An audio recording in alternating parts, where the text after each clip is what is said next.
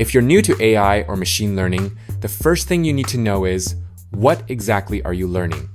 Although machine learning is categorized under computer science, it is built almost entirely on mathematics, primarily calculus, linear algebra, and statistics. This is something you should be mentally prepared for. Sounds intimidating, right?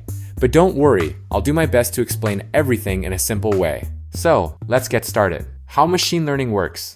Suppose you need to design a machine that can learn the relationship between the average salary and the average rent across different regions in the US, so that it can estimate local rent based on the average salary.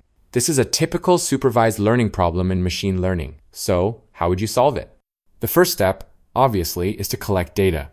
You should obtain a table that contains the average salaries and the corresponding average rents gathered from various regions in the US. Now here comes the question. How can you use this data to build a rent estimation model? Looking at these numbers directly might not give you much insight, but if you think of average salary as the independent variable x and average rent as the dependent variable y, and plot the data points on a coordinate system, you'll get a scatter plot. Then the answer starts to become clear. You'll notice that all the data points pretty much spread around a straight line. If we can find that line, we can use it to predict the average rent for any given average salary.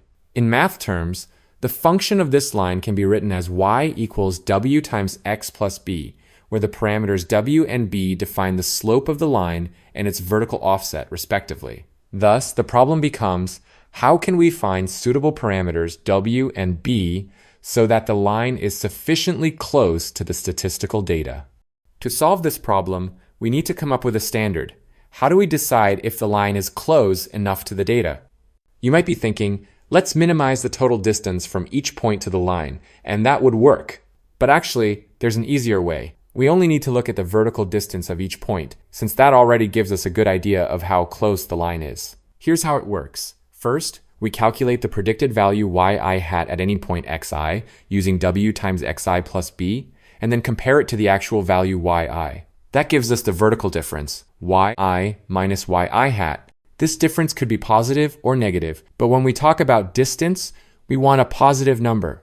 So we square it and get yi minus yi hat squared. Now, add up the errors for all the points in the dataset, and we get the total error, sum of yi minus yi hat squared, which shows how well the line fits the data overall. When we write it all out, we see it becomes an expression with parameters w and b. And here's the key point.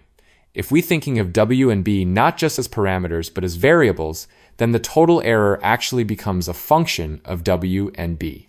In machine learning, this is what we call the loss function, written as LWB. Looking back at our initial goal, we want to build a model to learn the relationship between salary and rent. To achieve this, we need to make the straight line fit as closely as possible to all the data points. In other words, we need to minimize the total error, which can be represented as a function of the variables w and b, called the loss function, written as LWB. Therefore, what we need to do is find the optimal values of w and b that minimize L. So, how do we do that? That's exactly the key part of machine learning. Let's start with a simpler case. Take the quadratic equation fw equals w squared minus 8 times w plus 24 as an example. It's a U-shaped curve, opening upward, and it has a minimum value. How do we find the corresponding w? If you've studied calculus, you might say, take the derivative of w, setting it to 0, and solving for w. That works, but it's not the usual approach for computer scientists. Iterative methods are more common, with gradient descent being the most widely used. Here's how it works. Start from a randomly chosen point w0 and calculate the derivative at that point. You only need to take a very small neighboring point of w0, for example w0 plus 0.01, and use these 2 points to compute the slope. Then move w a small distance in the direction opposite to the gradient. The gradient is a vector in the variable space that points in the direction of the steepest increase of the function. For a one-dimensional function, the gradient direction is simply the sign of the derivative. Mathematically, moving w a small step in the opposite direction of the gradient can be expressed as wi plus 1 update to wi minus alpha times derivative, where alpha is a small positive number called the learning rate. In this way, w moves a small step in the direction that decreases w, gradually approaching the function's minimum. Repeat this process until the derivative becomes sufficiently small, at which point you can stop. At this stage, w has reached near the minimum of the function. Intuitively, this process causes the value of w to continuously decrease as w moves in the direction opposite to the gradient. Therefore, this algorithm is called gradient descent. So, what happens if we add another dimension? For example, we introduce another variable b, making the function fwb. For clarity, we use a top-down contour plot here. The principle is still the same, but now we need to calculate the derivative with respect to each parameter separately, which is mathematically called a partial derivative. First, randomly choose w0 and b0. Then calculate the partial derivative of f at the point w0, b0 with respect to w and b respectively. To do this, change only one variable at a time while keeping the other fixed.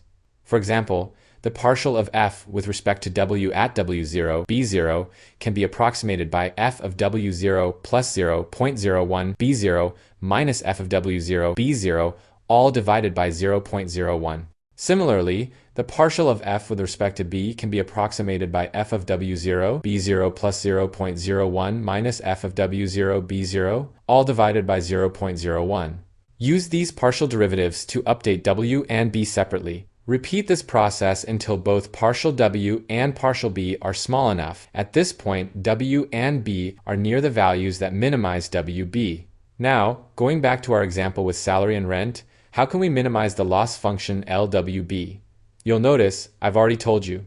Just like FWB, LWB is also a function of w and b, so you can use gradient descent to find the parameter values that minimize the loss. In this video, you can see that during the process of gradient descent, as w and b are continuously updated, the value of the loss function gradually decreases and the line keeps adjusting its position. As the iterations go on, LWB gets closer and closer to its minimum and the line becomes a better and better fit. When the iteration finally completes, you end up with a model that fits the data quite well, and that's what you can use for prediction. In fact, what you've just seen is the entire process of machine learning in action. What we call learning for a machine is essentially the process of calculating gradients and finding the optimal parameters. The final set of parameters that minimize the loss function, that's what the machine has learned. So, the next time you hear the phrase training a model, you'll immediately understand that what's really happening behind the scenes is that the computer is continuously updating thousands or even millions of parameters through gradient descent in order to minimize the loss function that represents the model's error.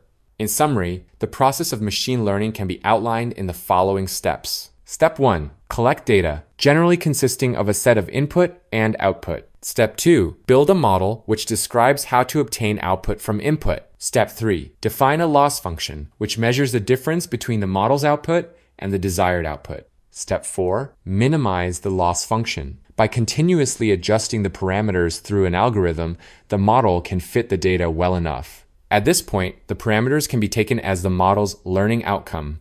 Today's machine learning ecosystem is basically a horizontal expansion built upon this fundamental workflow, developing various complex models and algorithms along the way. We'll highlight a few of them for introduction. One thing to keep in mind, although I'll only give a brief overview here, these topics are actually the true core of artificial intelligence. So when you start engaging with them in depth, that's when you've genuinely begun to open the door to AI.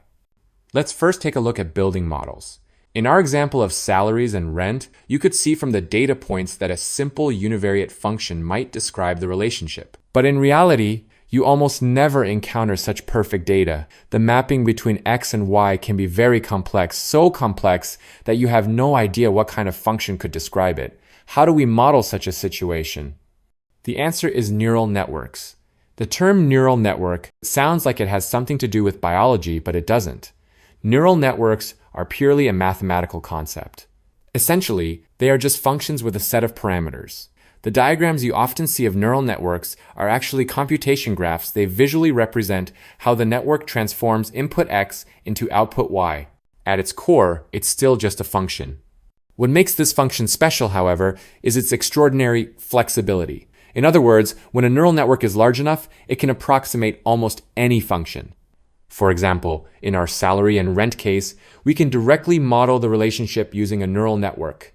By following the same steps, we can obtain a multi-parameter loss function, and through gradient descent training, the neural network will automatically fit itself into a straight line. So, in today's AI, building a model often essentially means designing a neural network. because they are so powerful.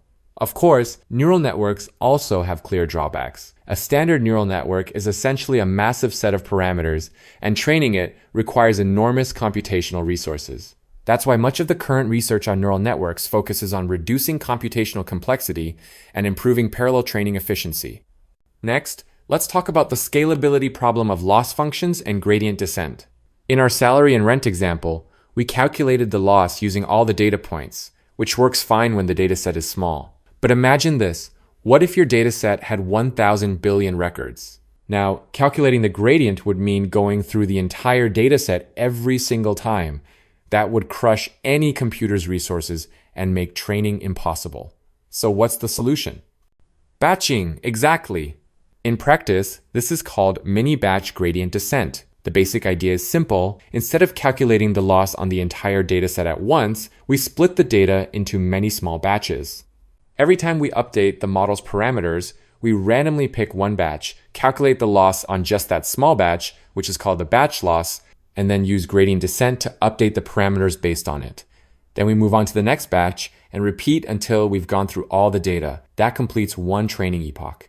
This method basically trades time for memory, making it possible to train models on massive datasets. That's all for today. AI is a massive field that's been evolving for almost 80 years, with technology taking many different paths along the way. But nowadays, when people talk about AI, they usually mean a set of algorithms and applications centered around deep machine learning. If you want to dive deeper, neural networks are a great place to start. As for the detailed design of all these algorithms, most mainstream machine learning frameworks like PyTorch and TensorFlow already have ready-made implementations. You can experiment by building your own models using real examples. Thanks for watching, and I wish you all the best in your learning journey. I'm Mark, and I'll see you next time.